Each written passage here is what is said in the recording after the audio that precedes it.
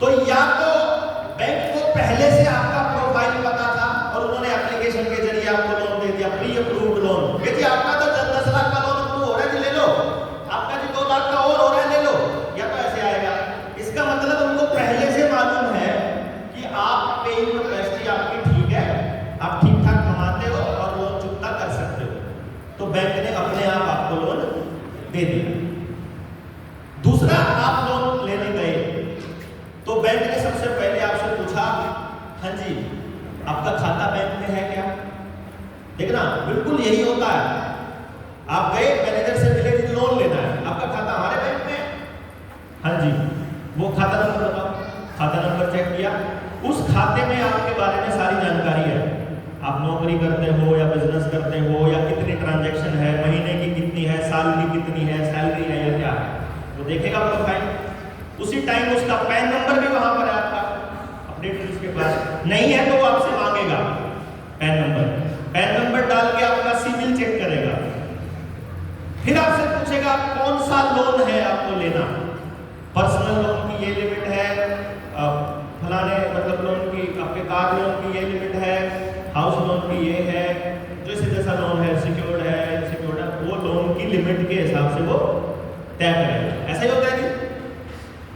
उन्होंने कहा आपने मांगा लोन 20 लाख का, उन्होंने कहा कि मैं दूंगा 18 लाख, क्योंकि 18 लाख आप भी पे कर सकते हो, ये उन्होंने डिक्लेयर कर दिया। अब मुझे सिर्फ ये बताइए, आपने 20 लाख रुपया मांगा था, वो असली मांगा था कि रुपया नकली मांगा था? पहले तो ये बताओ। असली है? सबसे पहले नंबर पर आपने जो रुपया मांगना था, जब आपने लोन लेना चाहा, तो आप ये सोचकर नहीं गए थे कि बैंक आपको नकली रुपया दे दे तो भी आप उसकी बात मान लोगे, क्यों जी? सही है जी। आप असली रुपया लेने गए और आपने अपने असली डॉक्यूमेंट उसको दिखाए, आपने अपनी प्रॉपर्टी, अगर प्रॉपर्टी का लोन है ना, किसी की जमीन का है, केसीसी है, पहले कागज चेक करेगा, फर्ज चेक करेगा, रजिस्ट्री चेक करेगा, रजिस्ट्री चेक करने के बाद बैंक आपके पास वहां पर आपकी जमीन को फिजिकली चेक करने के लिए बंदा भेजेगा कि चेक करके आओ वाकई में ये जमीन है कि नहीं, और वहां पे वो जमीन चेक करके जाएगा और बताएगा वेरीफाई करके कि हाँ भाई हो गया, ये बंदा सही है, उसने पूरा जेन्युइन चेक किया और आपके खाते में कुछ डिजिट ट्रांसफर कर दिए। अब यहां पर आप कर्जदार हो गए। अब जब आप कर्जदार हो गए तो जब पैसा वापस करते हो तो असली मेहनत करके करते हो या घर जाके बोलते हो मम्मी 2 रुपए छापिए जरा, बैंक वालों को 2000 रुपए छापना पापा, बैंक वालों का कर्जा छाप दे के आना, 20,000 की किस्त है 20,000 छाप दे, ऐसा करते हो या मेहनत करके कमा के देते हो? मेहनत करके। यानी जो आप मेहनत करते हो वो असली करते हो, जो रुपया देते हो वो असली देते हो। उन्होंने जो आपको दे रखा है वो असली है या नकली है, इस बात की वेरिफिकेशन करने का आपको अधिकार है या नहीं? पहले तो ये बताओ। है? बैंक वाला आपको कहे कि आपने पहले तो वेरीफाई नहीं किया लोन लेने से पहले असली है कि नकली है, तो बोलो कि मैंने ये सोच के थोड़ी ना लिया था भाई ये धोखा देगा मेरे को, चल ठीक है इसने असली दिया है तो लिख के दे दे मेरे को असली दिया है, क्या दिक्कत है जी? है? भाई मैंने डिवेलपमेंट वाला रुपया नहीं दिया, मैंने इसको अवमूल्यन वाला रुपया नहीं दिया, असली रुपया दिया, ये लिख के दे दे। एनी हाउ, जब बैंक ने लोन दिया सब कुछ वेरीफाई किया, और जब आप लोन वापस कर रहे हो तो आपको भी वेरीफाई करने का अधिकार है। पहली बात तो ये। अब हम जो आवेदन में हम लोग सरकार से सवाल पूछते हैं या बैंक से और आरबीआई से सबसे हम सवाल पूछते हैं, वो हम यही सवाल पूछते हैं कि भाई आपने हमको 5 लाख रुपए का लोन दिया था, हमने आपसे 5 लाख का लोन मांगा, तुमने 5 लाख का लोन सैंक्शन किया। अब हमारे दिमाग में एक सवाल आया है या हमको किसी से पता चला है, हमको किसी की बात सुनी हमने तो जनता सरकार मोर्चा की सुन ली, कि देवेंद्र की सुन ली, कि सुनील की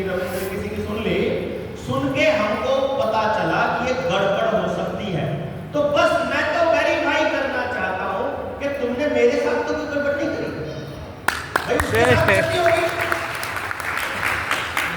भाई तुम देवेंद्र के साथ तुमने गड़बड़ करी थी, पहले किसी के साथ तुमने गड़बड़ करी थी, उसको नकली रुपए दे दिए थे। तो मैं तो ये चेक करना चाह रहा हूं कि मेरे साथ तो नहीं करी, मुझे बता दो कि नहीं करी, और बस फिर मैं कंटिन्यू रखूंगा इसको लोन देना, मैं कोई दिक्कत नहीं है। अगर गड़बड़ करी है तो पहले नंबर पर ही स्टार्टिंग में एब इनिशियो बोलते हैं इसको, है ना, वर्ड एब इनिशियो। नाम सुना कि वकील है कोई यहाँ पे वकालत किया हुआ? वर्ड एब इनिशियो क्या होता है? यानी कि अगर आपने हमारे साथ कोई चीटिंग करी है तो शुरुआत में जो पहला कदम है कॉन्ट्रैक्ट का वही गलत है। भाई बैंक वाले आपको क्या लिखेंगे? आपने लोन लिया था, लोन के कागजों पर साइन किए थे, ये साइन किए हुए हैं, तुमको चुकता करना। हाँ, हमने लोन तुमसे सही रुपया मांगा था, सही रुपया वापस दिया है, सही रुपये की उम्मीद है। अगर तुमने हमको नकली लोन दिए हैं असली रुपया मांगने के बदले में, तो वाइड एब इनिशियो पहली लाइन में कि तुम्हारा कॉन्ट्रैक्ट ही रद्द हो जाता है, तुमने इसकी शर्तों को पूरा नहीं किया। इसका मतलब पहले नंबर पर आपके किए हुए साइन की वैल्यू जीरो हो जाती है, क्योंकि बैंक ने आपके साथ गलत फ्रॉड किया है। तो ठीक है, अब हमको यह साबित करना है कि बैंक ने फ्रॉड किया है। तभी तो आपके अंदर जोश आएगा, तो पता चलेगा कि बैंक ने फ्रॉड किया है, तुम फ्रॉडी हो, हम हो। पहले अपनी बात का जवाब दो। अब मेरे पास रिकवरी वाले आए, मैं आपको बता रहा हूं, मैं यहाँ से करनाल जा रहा था और अंबाला जैसे मैंने क्रॉस किया, अंबाला और शाहबाद के बीच में एक स्कॉर्पियो गाड़ी, काली स्कॉर्पियो बैठी। कौन था मेरे साथ? अजय सतीन था मेरे साथ। मेरे मोबाइल नहीं है वो वीडियो ना, किसके? वीरेश खराड़ी के। हाँ, उससे मांगी हो वीडियो। हाँ, वाकई बैठा था उसके। एक हमारे झारखंड से साथी आए हुए थे, ट्राइबल इलाके से, वीरेश खराड़ी, वो भी था हमारे साथ। तो ये 3 जने थे हम लोग, हमारी गाड़ी को वाली इसको तो मैंने कहा फटाफट इसको वीडियो चल के देखते हैं क्या कहते हैं। देखेंगे, वो आया जी, उसने उतारी, वो गाड़ी नरेंद्र के नाम है, नरेंद्र विद्यार्थी के नाम। उसने बोला शीशा उतार के, हाँ भाई नरेंद्र के नाम है गाड़ी। मैंने कहा हाँ भाई नरेंद्र के नाम है। इसकी किस्तें नहीं गई हुई। मैंने कहा किस्तें भेज नहीं रखी भाई, जानबूझ के रोकी हुई है। बोला क्यों? मैंने कहा क्योंकि बैंक ने हमारे साथ कुछ धोखा किया हुआ है और बात अभी कंप्लेंट रेज की हुई है, और जो किसी भी मसले पर जब तक कंप्लेंट चल रही है तब तक कोई भी रिकवरी एजेंट किसी गाड़ी को नहीं रुकवा सकता। शायद ये आपको पता नहीं है, अगर आपको पता होता तो आप कभी भी गाड़ी नहीं रुकवाते।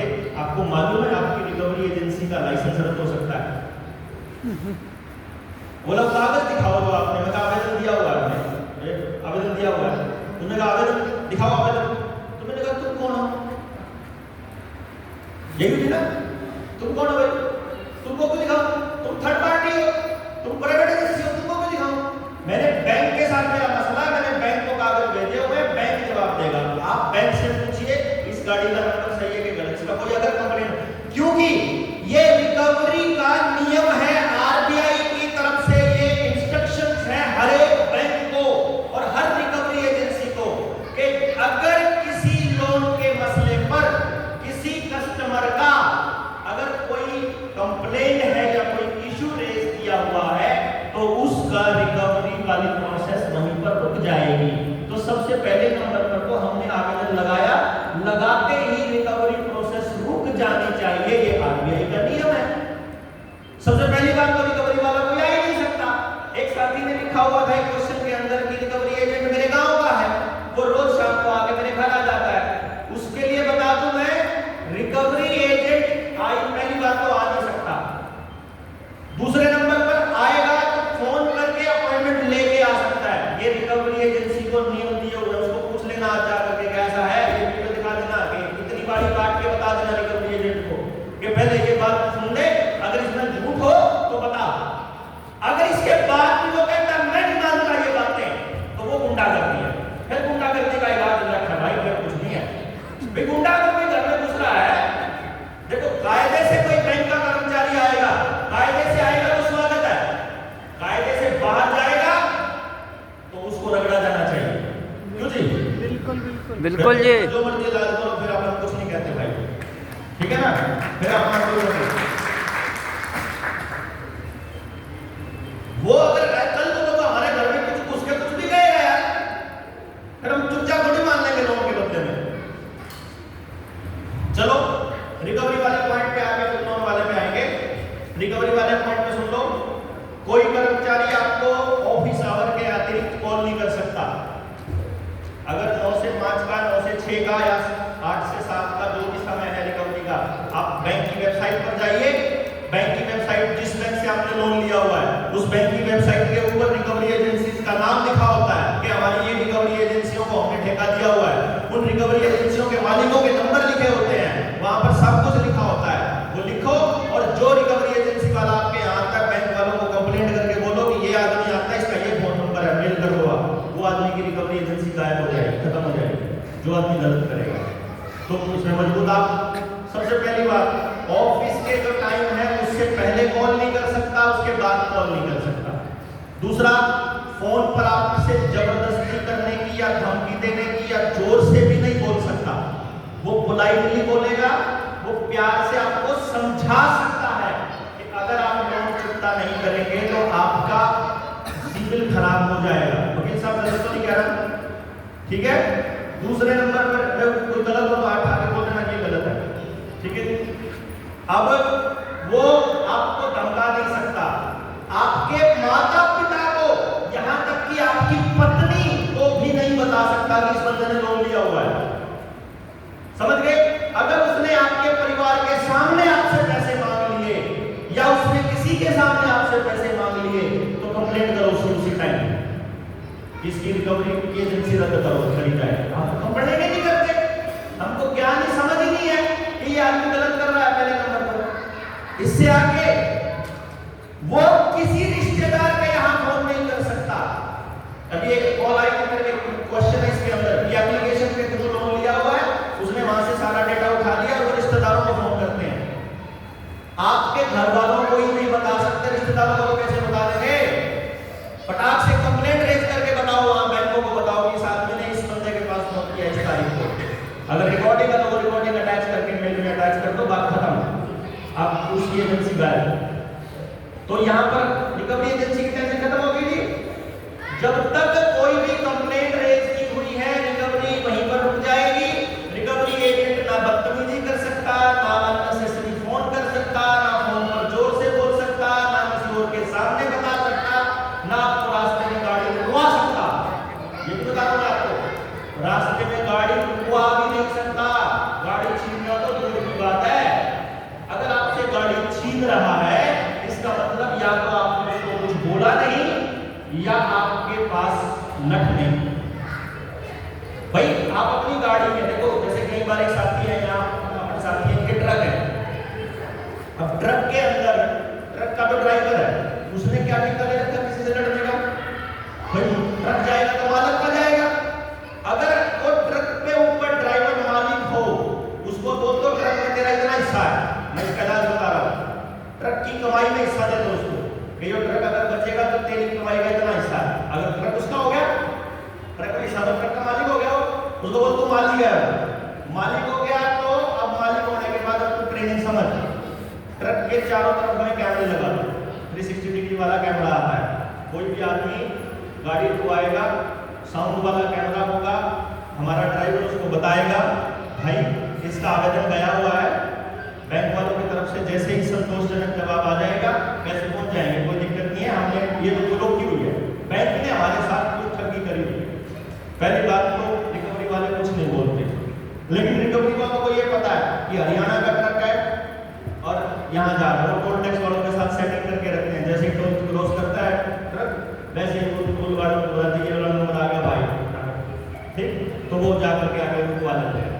अब आपके पास कोई रास्ते हैं, उस वीडियो में दिखाई दे रहा है।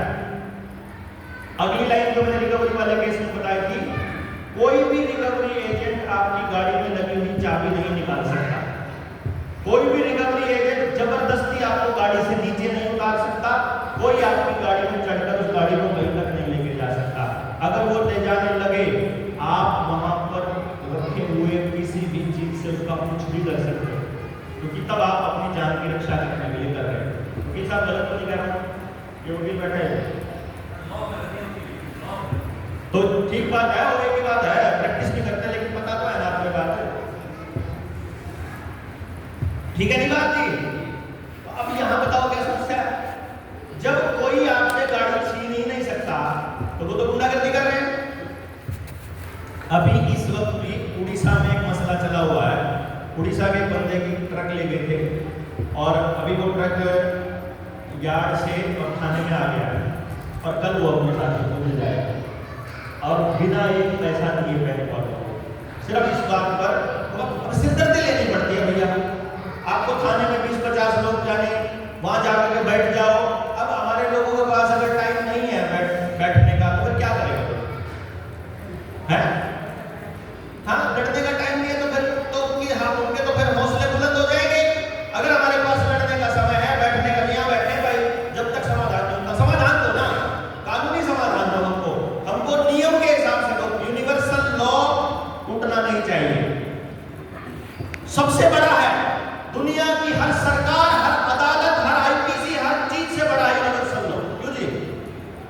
कोई भी कानून अगर यूनिवर्सल लॉ को तोड़ता है तो वो कानून नल एंड वॉइड माना जाता है। वहां पर नेचुरल जस्टिस जरूर प्रिवेल करना चाहिए। यही नियम होता है हर न्याय का कि कुदरती नियम एग्जिस्ट करना चाहिए। अब कुदरती नियम तो ये कहता है कि किसी भी आदमी के जीने का हक ना छीना जाए। भाई मेरा तो रोजी रोटी यही है, वो नहीं छीन सकता, कोर्ट भी नहीं छीन सकता इसको। कोर्ट भी आपकी गाड़ी में सरेंडर नहीं करवा सकता, लेकिन वो तब होगा जब हमें लड़ने की मतलब समझ होगी और हिम्मत होगी और समय होगा। ये होगा कि कोई और लड़े फिर नहीं होगा। तो हम फिर से वहीं आते हैं। रिकवरी वाली प्रोसेस समझ आ गई सबको? हाँ जी। कोई कंडीशन ऐसी नहीं है जो मैंने नहीं स्टडी मतलब उसमें नहीं कवर की। अब आ गई लोन वाली प्रोसेस पे कि पहले नंबर पर अगर बैंक ने आपको असली रुपये दिए हैं तो बैंक का कॉन्ट्रैक्ट वैलिड है। अगर बैंक ने आपको असली रुपये नहीं दिए हैं तो बैंक का कॉन्ट्रैक्ट वैलिड नहीं है। अब हमारे देश में दो तरह के नोट चल रहे हैं। एक नोट है भारत सरकार के और एक नोट है रिजर्व बैंक। यहां आपको समझना जरूरी है, जो भारत सरकार ने नोट चलाए हैं वो सिर्फ एक ही रुपए का नोट है। 1 रुपए का नोट। 1 रुपए के नोट पर आप देखोगे उसके ऊपर बड़े बड़े अक्षरों में लिखा होता है भारत सरकार। फिर रिजर्व बैंक के नोट हैं, उन पर लिखा होता है भारतीय रिजर्व बैंक और उसके नीचे लिखा होता है guaranteed by the central government. Central government के केस में मैं आपको बता दूं, सेंट्रल गवर्नमेंट तब से लिखा जाता है जब से 1934 में जिस वक्त central government parliament of England को बोला जाता था और तब से ही सेंट्रल गवर्नमेंट लिखा जा रहा है क्योंकि सेंट्रल गवर्नमेंट उसी का नाम है। भारत के संविधान में भारत को बोला गया है union not central, union of states. आप के पास किसी के पास पासपोर्ट है? किसके पास है पासपोर्ट? जिनके पास पासपोर्ट है उनको मालूम होता है पासपोर्ट के ऊपर भारत सरकार नहीं लिखा होता, वहां लिखा होता है रिपब्लिक ऑफ इंडिया। पासपोर्ट में रिपब्लिक ऑफ इंडिया, कानून की भाषा में यूनियन ऑफ इंडिया और आदेशों की भाषा में गवर्नमेंट ऑफ इंडिया। ये तीनों अलग अलग है क्या भाई? 3 चीजें लिखी गई है तो तीनों अलग अलग होनी चाहिए। वैसे आने वाले वक्त में जब लेवल 3 की ट्रेनिंग में आओगे तो आपको दिखाएंगे ये तीनों अलग अलग ही है। और तीनों को कंट्रोल कौन करता है, इनके लिए आदेश कौन जारी कर रहा है, इनके लिए कौन बैठता है, क्या करता है, वो आदेश उनके पास कहां से आए, उसको अथॉरिटी किसने दी। अगर एक चिट्ठी लिख के किसी भी हरियाणा को पूछ लोगे ना पुलिस को कि तुमको हमारे ऊपर ये जबरदस्ती करने की, चालान काटने की परमिशन कहां से मिली हुई है, कृपया उस परमिशन की एक कॉपी दे दो, आपको पता चलेगा सारी पुलिस इल्लीगल है, सारी पुलिस संस्थाएं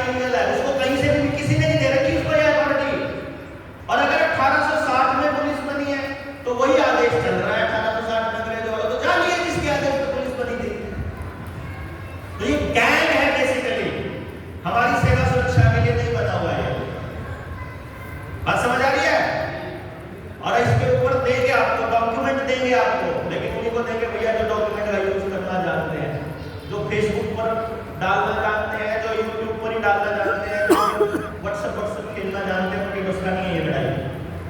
ये लड़ाई व्हाट्सएप से नहीं जीती जाएगी, ग्राउंड में उतर करके किसी पुलिस वाले से पूछ के लड़ी जाएगी। दिखाएंगे आपको प्रैक्टिकली आने वाले टाइम में, अभी आने वाले 2-4 महीने में ही आपको हम दिखाएंगे। डीजीपी को नोटिस भेजूंगा, मैं भेजूंगा नोटिस कि मैं अपने आप को डिक्लेयर कर रहा हूँ आजाद और तुम तुम्हारा कोई आदमी, क्योंकि मैं सिक्योर्ड पार्टी क्रेडिटर हूँ। पता है आपको ये बात? नहीं पता? ये भी लैंग्वेज सिखाएंगे आपको लेवल 3 वाली ट्रेनिंग में कि अगर बैंक वालों से सिर्फ इतना पूछ लोगे ना, सिर्फ इतना ही पूछ लो एक चिट्ठी डालकर कि तुमने जो हमको लोन दिया था ये तुम्हें कहां से मिला। तुमने अगर हमको कुछ दिया है तो तुमको कहीं से मिला होगा ना, वो तुमको मिला कहां से है, उसका ही जवाब नहीं दे सकता बैंक। तो बात ही नहीं है उसकी। सिक्योर्ड पार्टी क्रेडिटर मैं हूं, सिक्योर्ड पार्टी क्रेडिटर मैं हूं, आप तो सारे सिक्योर्ड पार्टी क्रेडिटर, मतलब उस बैंक को हमने ही दिया हुआ है, मैंने ही दिया हुआ है। तुम मेरे को मेरा ही पैसा लोन दे रहा है वो।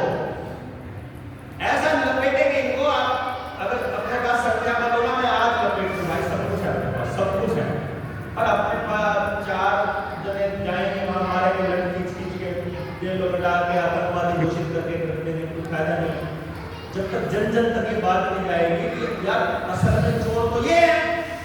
हम लोग तो बेचारे अपनी सारी जिंदगी की कमाई दिन रात सुबह शाम इसी बात में उलझे पड़े रहते हैं, बेइज्जती ना हो जाए, रिश्तेदारी ना दुखी हो जाए, कोई पड़ोसी ना कुछ कह दे, अपन तो सारी लाइफ इसी चक्कर में काट देते हैं, हैं? सारा